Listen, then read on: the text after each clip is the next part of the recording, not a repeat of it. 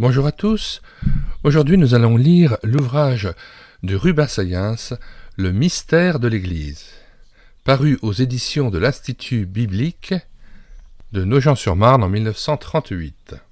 Ouvrage de 50 pages, nous mettons bien sûr comme à l'ordinaire le lien de téléchargement gratuit de cet ouvrage dans les commentaires de cette vidéo, ainsi que le lien vers les autres ouvrages de Rubens Sayens que nous avons numérisés, mais aussi vers d'autres playlists tournant autour de l'Église, ou le thème de la grâce et du salut en Jésus-Christ.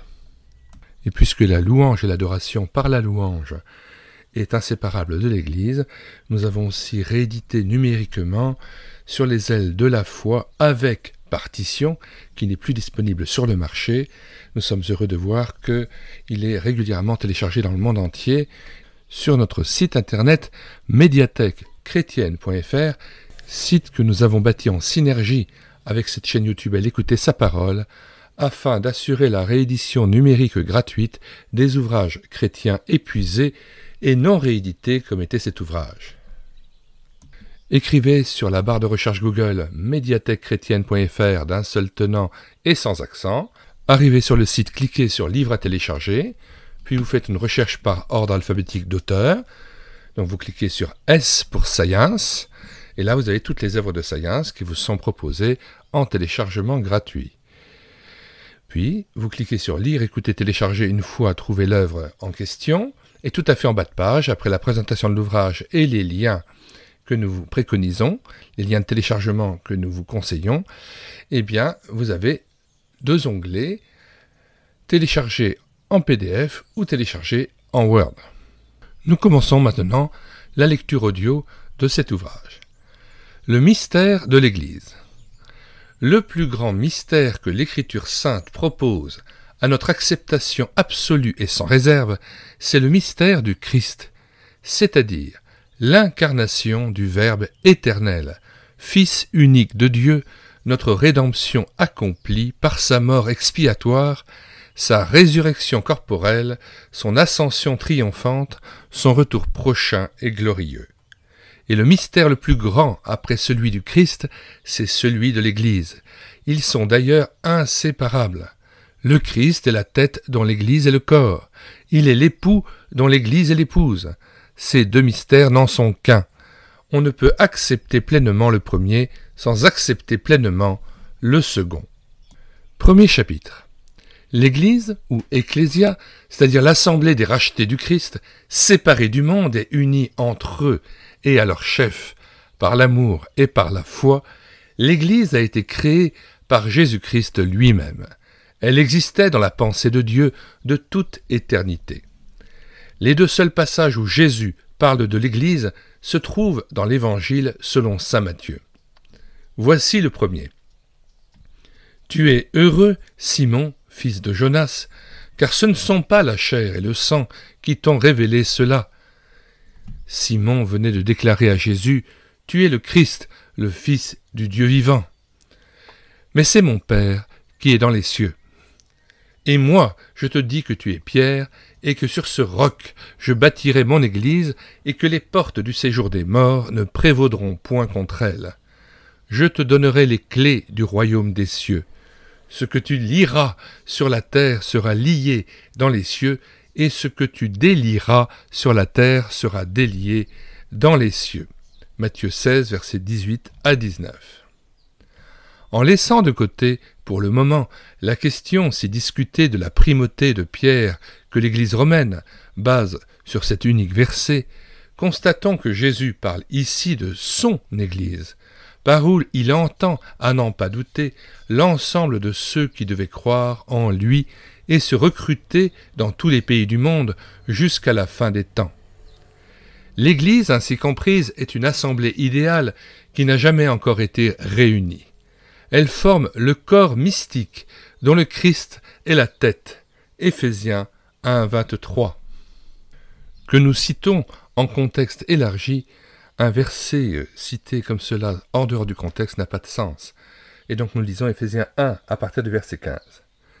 C'est pourquoi moi aussi, ayant entendu parler de votre foi au Seigneur Jésus et de votre charité pour tous les saints, je ne cesse de rendre grâce pour vous, faisant mention de vous dans mes prières, afin que le Dieu de notre Seigneur Jésus-Christ, le Père de gloire, vous donne un esprit de sagesse et de révélation dans sa connaissance, et qu'il illumine les yeux de votre cœur, pour que vous sachiez quelle est l'espérance qui s'attache à son appel, quelle est la richesse de la gloire de son héritage qu'il réserve aux saints, et quelle est envers nous qui croyons l'infinie grandeur de sa puissance, se manifestant avec efficacité par la vertu de sa force.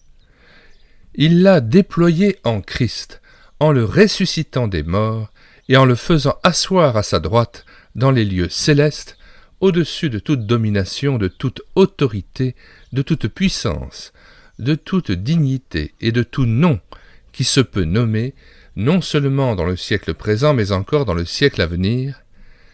Il a tout mis sous ses pieds et il a donné pour chef suprême à l'Église, qui est son corps, la plénitude de celui qui remplit tout en tous. Fin de citation et retour au texte. L'Église ainsi comprise est une assemblée idéale qui n'a jamais encore été réunie. Elle forme le corps mystique dont le Christ est la tête. C'est par elle que les autorités et les dominations dans les lieux célestes, mots par lesquels sont désignées les phalanges angéliques, connaissent aujourd'hui la sagesse infiniment variée de Dieu selon le dessein éternel qu'il a mis à exécution par Jésus-Christ, notre Seigneur. Éphésiens 3, versets 10 à 11. Écoutons ce passage dans un contexte élargi, Éphésiens 3, versets 1 à 13. À cause de cela, moi, Paul, le prisonnier de Christ, pour vous, païens, si de moins vous avez appris quelle est la dispensation de la grâce de Dieu qui m'a été donnée pour vous. C'est par révélation que j'ai eu connaissance du mystère sur lequel je viens d'écrire en peu de mots. En les lisant, vous pouvez vous représenter l'intelligence que j'ai du mystère de Christ. Il n'a pas été manifesté aux fils des hommes dans les autres générations, comme il a été révélé maintenant par l'Esprit aux saints apôtres et prophètes de Christ. Ce mystère, c'est que les païens sont co-héritiers, forment un même corps et participent à la même promesse en Jésus-Christ par l'Évangile, dont j'ai été fait ministre selon le don de la grâce de Dieu qui m'a été accordé par l'efficacité de sa puissance. À moi, qui suis le moindre de tous les saints, cette grâce a été accordée d'annoncer aux païens les richesses incompréhensibles de Christ. J'ouvre une parenthèse. Incompréhensible ne me convient pas au niveau de la traduction. On pourrait davantage le traduire par insondable. Cela vient du terme grec anexikniastos, dont on ne peut découvrir la trace qu'on ne peut découvrir, qui vient lui-même du verbe exikniazo, exikneo, suivre à la piste au figuré, rechercher avec soin, dépister, découvrir, et ikneo voulant dire suivre à la piste en parlant de chiens ou de chasseurs avec des chiens, c'est-à-dire, c'est intéressant de voir que ce mot, en fait, appartient au domaine de la synégétique, c'est-à-dire de l'art de la chasse, où un chasseur, pour trouver sa proie, aidé de ses chiens, essaie de trouver des traces à même de la mener vers le gibier.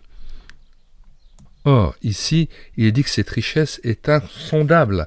On ne peut pas trouver les traces de la présence de Christ si lui-même ne se révèle à nous.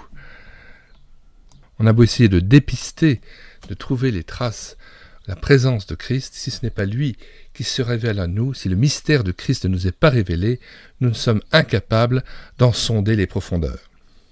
Retour au texte avec reprise du verset 8. « À moi, qui suis le moindre de tous les saints, cette grâce a été accordée d'annoncer aux païens les richesses incompréhensibles, insondables de Christ et de mettre en lumière quelle est la dispensation du mystère caché de tout temps en Dieu qui a créé toutes choses, afin que les dominations et les autorités dans les lieux célestes connaissent aujourd'hui par l'Église la sagesse infiniment variée de Dieu, selon le dessein éternel qu'il a mis à exécution par Jésus-Christ, notre Seigneur, en qui nous avons, par la foi en lui, la liberté de nous approcher de Dieu avec confiance. Aussi, je vous demande de ne pas perdre courage à cause de mes tribulations pour vous, elles sont votre gloire. Nous lisons jusqu'à la fin du chapitre 3 parce que ce passage révèle en partie le mystère de l'Église. À cause de cela, je fléchis les genoux devant le Père, duquel tire son nom toute famille, dans les cieux et sur la terre, afin qu'il vous donne, selon la richesse de sa gloire, d'être puissamment fortifié par son esprit dans l'homme intérieur, en sorte que Christ habite dans vos cœurs par la foi, afin qu'étant enraciné et fondé dans l'amour, vous puissiez comprendre, avec tous les saints, quelle est la largeur, la longueur, la profondeur et la hauteur, et connaître l'amour de Christ qui surpasse toute connaissance, en sorte que vous soyez remplis jusqu'à toute la plénitude de Dieu. Or, à celui qui peut faire, par la puissance qui agit en nous, infiniment au-delà de tout ce que nous demandons ou pensons, à lui soit la gloire dans l'Église et en Jésus-Christ, dans toutes les générations, au siècle des siècles. Amen. Fin de citation et retour au texte. C'est elle, l'Église, qui est l'épouse de Christ. Il l'a aimée et s'est livré lui-même pour elle, afin de la sanctifier par la parole, après l'avoir purifiée par le baptême d'eau, afin de faire paraître devant lui cette Église glorieuse, sans tache, ni ride, ni rien de semblable, mais sainte et irrépréhensible. Éphésiens 5, versets 22 à 25. L'apôtre ajoute « Ce mystère est grand. Et certes, rien n'est plus grand après l'incarnation, l'immolation et la résurrection du Fils de Dieu que la formation de cette humanité nouvelle, habitation permanente du Saint-Esprit, destinée à partager la gloire du Christ, étant unie à lui aussi complètement que lui-même est uni au Père. » Jean 17, versets 20 à 26. Prenons le temps de lire Éphésiens 5, versets 25 à 33, car il nous révèle plus précisément en quoi ce mystère est grand. Marie, aimez vos femmes, comme Christ a aimé l'Église et s'est livré lui-même pour elle, afin de la sanctifier par la parole, après l'avoir purifiée par le baptême d'eau, afin de faire paraître devant lui cette Église glorieuse, sans tache ni ride, ni rien de semblable, mais sainte et irrépréhensible. C'est ainsi que les maris doivent aimer leur femme comme leur propre corps. Celui qui aime sa femme s'aime lui-même. Car jamais personne n'a haï sa propre chair, mais il la nourrit et en prend soin, comme Christ le fait pour l'Église, parce que nous sommes membres de son corps. C'est pourquoi l'homme quittera son père et sa mère, et s'attachera à sa femme, et les deux deviendront une seule chair. Ce mystère est grand. Je dis cela par rapport à Christ et à l'Église.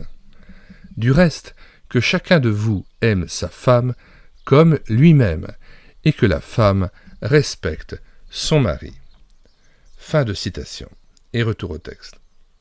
C'est à ce corps unique, à cette mystique assemblée, que Paul fait allusion. Il, Jésus-Christ, est la tête du corps de l'Église. C'est en pensant à elle que Paul déclare « J'achève de souffrir en ma chair les souffrances du Christ pour son corps qui est l'Église. C'est d'elle que j'ai été fait ministre. » Colossiens 1, versets 24 à 25. Il est encore question de l'Église, entendue dans ce sens-là, c'est-à-dire comme étant le corps unique et mystique du Christ dans l'Épître aux Hébreux. « J'annoncerai ton nom à mes frères, je te célébrerai au milieu de l'assemblée ou l'Église. » Hébreux 2, verset 12. Ces paroles tirées du psaume 22 sont appliquées par l'auteur de cet épître à Jésus-Christ. Et encore, vous vous êtes approchés de l'assemblée ou Église des premiers-nés inscrits dans les cieux. Hébreux 12 à 22.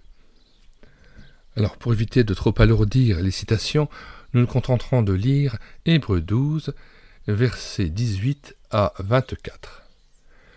Vous ne vous êtes pas approchés d'une montagne qu'on pouvait toucher et qui était embrasée par le feu ni de la nuée, ni des ténèbres, ni de la tempête, ni du retentissement de la trompette, ni du bruit des paroles, tels que ceux qui l'entendirent demandèrent qu'il ne leur en fût adressé aucune de plus, car ils ne supportaient pas cette déclaration. Si même une bête touche la montagne, elle sera lapidée. Et ce spectacle était si terrible que Moïse dit « Je suis épouvanté et tout tremblant ». Verset 22.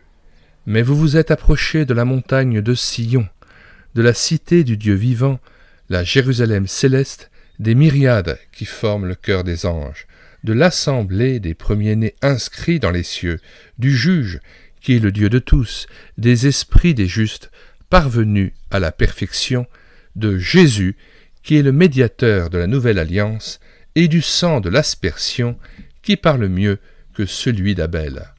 Fin de citation et retour au texte. Tous ces textes ne peuvent s'appliquer qu'à l'assemblée universelle des rachetés du Seigneur. Enfin, dans l'Apocalypse, l'apôtre Jean nous présente l'Église, complétée et parfaite, comme étant l'épouse de l'agneau. Réjouissons-nous et soyons dans l'allégresse, et donnons-lui gloire, car les noces de l'agneau sont venues et son épouse s'est préparée, et il lui a été donné de se revêtir d'un fin lin éclatant et pur, car le fin lin, ce sont les œuvres justes des saints. Apocalypse 19, versets 7 à 9. Je vis descendre du ciel d'auprès de Dieu la ville sainte, la nouvelle Jérusalem, préparée comme une épouse qui s'est parée pour son époux. Apocalypse 21, verset 2. Plus loin, elle est appelée la femme de l'agneau. Note 3, Apocalypse 21, verset 9.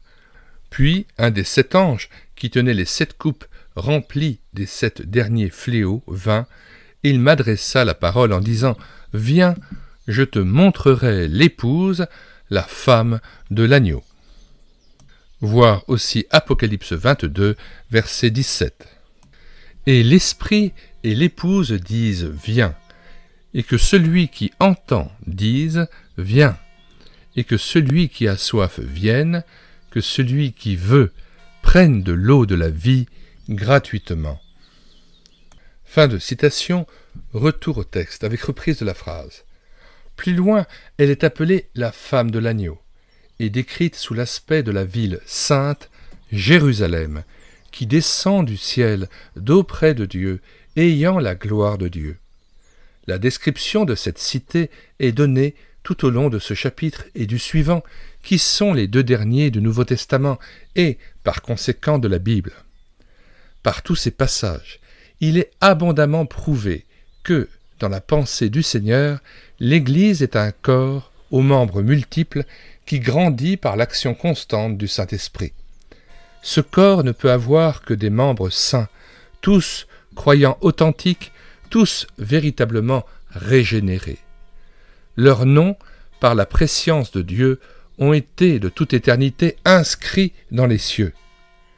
Cette Église est édifiée sur le roc, c'est-à-dire sur la personne et sur l'œuvre du Christ. Sur ce roc sont placés les fondements qui portent les noms des 12 apôtres de l'agneau. Apocalypse 21, verset 14. La muraille de la ville avait 12 fondements, et sur eux les 12 noms des 12 apôtres de l'agneau. Fin de citation, retour au texte. Pierre devait être la première de ces pierres fondamentales, et le fut puisque le premier, il annonça l'Évangile aux Juifs et aux païens. Mais lui-même déclare que la pierre angulaire, c'est Christ. 1 Pierre 2, versets 4 à 7 que nous lisons. Approchez-vous de lui, pierre vivante, rejetée par les hommes, mais choisie et précieuse devant Dieu. Et vous-même, comme des pierres vivantes, édifiez-vous pour former une maison spirituelle, un saint sacerdoce, afin d'offrir des victimes spirituelles agréables à Dieu par Jésus-Christ. Car il est dit dans l'Écriture, « Voici je mets en Sion une pierre angulaire choisie, précieuse, et celui qui croit en elle ne sera point confus. » L'honneur est donc pour vous qui croyez. Mais pour les incrédules, la pierre qu'ont rejetée ceux qui bâtissaient est devenue la principale de l'angle, et une pierre d'achoppement et un rocher de scandale. Ils s'y heurtent pour n'avoir pas cru à la parole, et c'est à cela qu'ils sont destinés. Fin de citation, retour au texte. C'est à Pierre, en premier lieu, par sa prédication le jour de la Pentecôte, mais c'est à tous les apôtres avec lui qu'il a été donné de fonder l'Église. Tous les apôtres, mais eux seulement ont reçu le pouvoir de lier et de délier, c'est-à-dire de formuler la doctrine chrétienne et de déterminer ce qu'il est nécessaire de croire et de faire pour devenir membre de l'Église. C'est à eux tous, réunis dans la chambre haute au soir de la résurrection, que le Maître a dit « La paix soit avec vous. Comme le Père m'a envoyé, moi aussi je vous envoie. » Après ces paroles, il souffla sur eux et leur dit « Recevez le Saint-Esprit. Ceux à qui vous pardonnerez les péchés, ils leur seront pardonnés, et ceux à qui vous les retiendrez, ils leur seront retenus. » Jean 20, versets 21 à 23. Il s'agit bien là d'une investiture spéciale, d'une mission unique et fondamentale, confiée aux apôtres, à tous, et non à un seul, et non transmissible. Non le pouvoir exécutif de condamner ou d'absoudre des pécheurs individuels, mais le don surnaturel de formuler, né varietur, la doctrine et les lois de la nouvelle alliance, comme Moïse avait reçu la mission de formuler la doctrine et les lois de l'ancienne alliance. Ne varietur veut dire sans possibilité de changement. C'est une locution utilisée notamment sur des documents judiciaires ou diplomatiques, afin de s'assurer que le texte ne soit pas altéré, changé ultérieurement. Littéralement en latin, ne varietur signifie « afin qu'il n'en soit rien changé ». Retour au texte.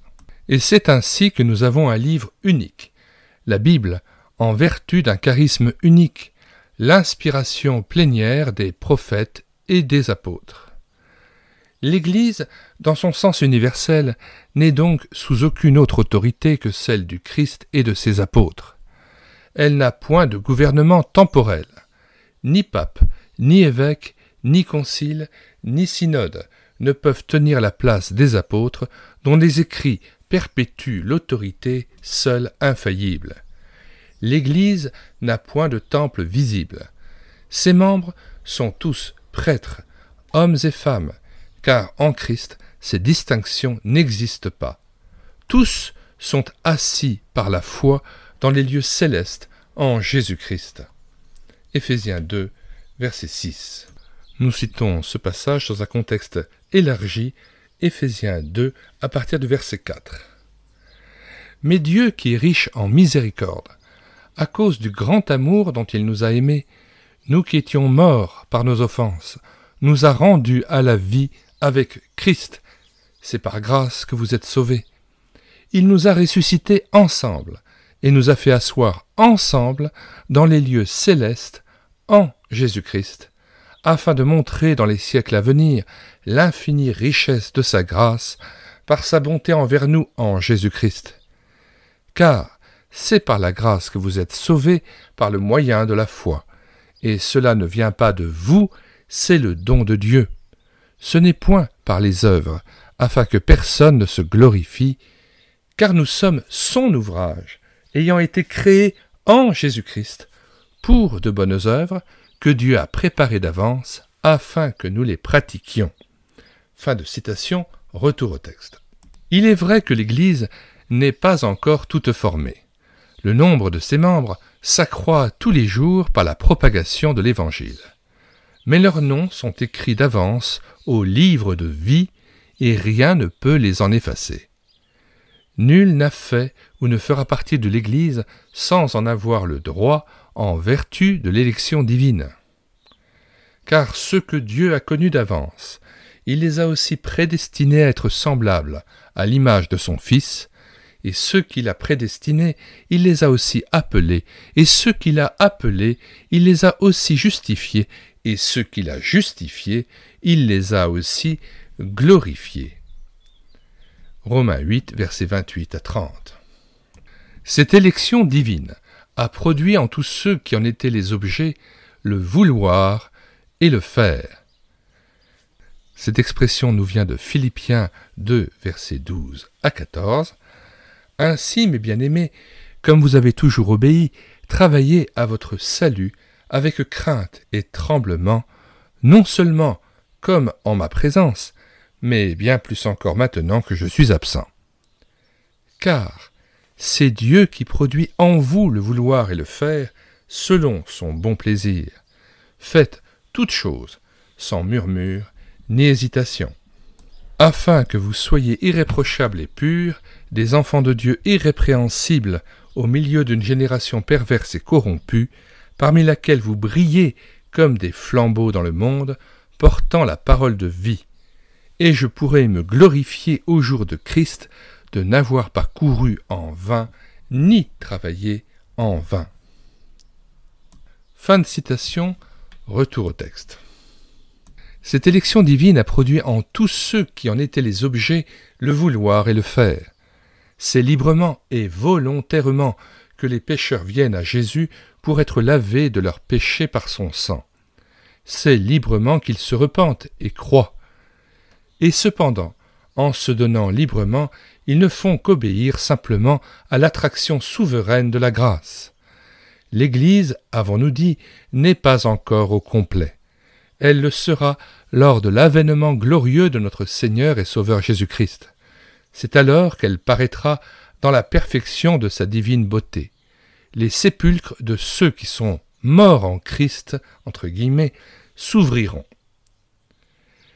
Des profondeurs de l'abîme, de la tombe, noir séjour, de la plaine et de la cime, tous se lèveront un jour. Ici, M. Sayens cite un cantique. Le cantique 314 des ailes de la foi, dont le titre est « Nous mourrons, mais pour renaître ». Je rappelle que nous avons mis dans les commentaires de cette vidéo le lien de téléchargement de l'ouvrage « Le recueil de cantiques sur les ailes de la foi ». Hélas, sur cet ouvrage, le cantique 314 n'apparaît pas avec la partition. Si quelqu'un la possédait, serait-il possible qu'il me la transmette par le biais de l'adresse mail de cette chaîne YouTube, délivrez-vous52@gmail.com. délivrez-vous52@gmail.com. Alors, nous citons la première strophe de ce cantique dans son intégralité. Nous mourrons, mais pour renaître. La mort n'est qu'un doux sommeil. Bientôt Jésus va paraître, ce sera le grand réveil. Des profondeurs de l'abîme, de la tombe, noir séjour, de la plaine et de la cime, tous se lèveront un jour. Je ne peux résister au plaisir de lire la suite de ce cantique. Strophe 2. Tu pleures, ô tendre mère, tu vis ton enfant mourir, ta douce fleur éphémère, un souffle a su la flétrir. Mais si ta douleur est vive, crois, espère au Dieu d'amour. Ta fleur vit, il la cultive, il veut te la rendre un jour. Nous mourrons, mais pour renaître, et quittant le froid tombeau, nous saluerons notre Maître au seuil d'un monde nouveau. La mort, délaissant sa proie, fuira devant son retour, et de l'éternelle joie, pour nous, brillera le jour. Le texte est bien de Rubens Sayens, et en fait, l'air de ce cantique est de Silas Jones Weil. Retour au texte avec reprise du début du paragraphe. L'Église, avons-nous dit, n'est pas encore au complet. Elle le sera lors de l'avènement glorieux de notre Seigneur et Sauveur Jésus-Christ. C'est alors qu'elle paraîtra dans la perfection de sa divine beauté. Les sépulcres de ceux qui sont morts en Christ s'ouvriront. Des profondeurs de l'abîme, de la tombe, noir séjour, de la plaine et de la cime, tous se lèveront un jour. Il n'y aura aucune erreur. Seuls les rachetés authentiques ressusciteront ou, s'ils sont encore sur la terre, seront transmués, transformés. Le corps animal, le corps psychique fera place au corps spirituel. Le livre de Dieu contiendra bien des noms qui ne sont pas inscrits dans les registres paroissiaux, et ceux-ci, hélas, en contiennent beaucoup qui ne seront pas appelés au jour du grand recensement. Serons-nous de l'Église la seule, celle hors de laquelle il n'y a pas de salut? Ah, que le Saint-Esprit rende témoignage à nos esprits dès maintenant que nous sommes enfants de Dieu. Voyez quel amour le Père nous a témoigné pour que nous soyons appelés enfants de Dieu. Et nous le sommes. Si le monde ne nous connaît pas, c'est qu'il ne l'a pas connu. Bien-aimés, nous sommes maintenant enfants de Dieu, et ce que nous serons n'a pas encore été manifesté. Mais nous savons que, lorsque cela sera manifesté, nous serons semblables à lui, parce que nous le verrons tel qu'il est. Quiconque a cette espérance en lui se purifie comme lui-même est pur. 1 Jean 3, versets 1 à 3. Philippiens 3, 20 et 21. Mais notre cité à nous est dans les cieux, d'où nous attendons aussi comme Sauveur le Seigneur Jésus-Christ, qui transformera le corps de notre humiliation en le rendant semblable au corps de sa gloire, par le pouvoir qu'il a de s'assujettir, littéralement de se soumettre toutes choses. 2 Corinthiens 3, verset 12. Ayant donc cette espérance, nous usons d'une grande liberté, et nous ne faisons pas comme Moïse qui mettait un voile sur son visage pour que les fils d'Israël ne fixassent pas les regards sur la fin de ce qui était passager. Mais ils sont devenus durs d'entendement, car jusqu'à ce jour, le même voile demeure quand ils font la lecture de l'Ancien Testament, et ils ne se lèvent pas parce que c'est en Christ qu'il disparaît. Jusqu'à ce jour, quand on lit Moïse, un voile est jeté sur leur cœur. Mais, lorsque les cœurs se convertissent au Seigneur, le voile est ôté. Or, le Seigneur, c'est l'Esprit, et là où est l'Esprit du Seigneur, là est la liberté. Verset 18. Nous tous qui, le visage découvert, contemplons comme dans un miroir la gloire du Seigneur, nous sommes transformés en la même image, de gloire en gloire, comme par le Seigneur, l'Esprit. Et enfin, nous ne pouvons pas ne pas citer le passage de 1 Thessaloniciens chapitre 4, versets 13 et suivants. Nous ne voulons pas, frères, que vous soyez dans l'ignorance au sujet de ceux qui dorment. La Bible parle ainsi de ceux qui sont morts en Christ. Ils ne font que dormir en vue du réveil de la résurrection lors du retour de Jésus-Christ.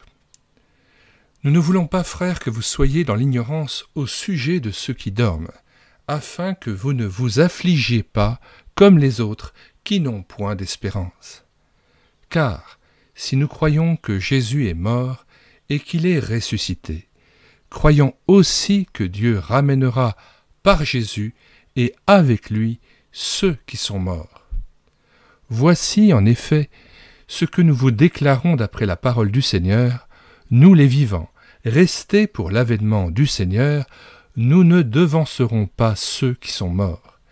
Car le Seigneur lui-même a un signal donné à la voix d'un archange, et au son de la trompette de Dieu, descendra du ciel, et les morts en Christ ressusciteront premièrement. Ensuite, nous les vivants, qui serons restés, nous serons tous ensemble enlevés avec eux sur des nuées, à la rencontre du Seigneur dans les airs, et ainsi nous serons toujours avec le Seigneur. Consolez-vous donc les uns les autres par ces paroles. Fin de la lecture du premier chapitre de l'ouvrage de Rubens Sayens, Le mystère de l'Église, dont vous pouvez, je le répète, télécharger le book en cliquant sur le lien situé dans les commentaires de cette vidéo. Que le Seigneur nous bénisse dans l'attente de son retour, en nous gardant veillants, priants, dans l'adoration et la reconnaissance, dans le repos de Christ. Maranatha, viens, Seigneur Jésus.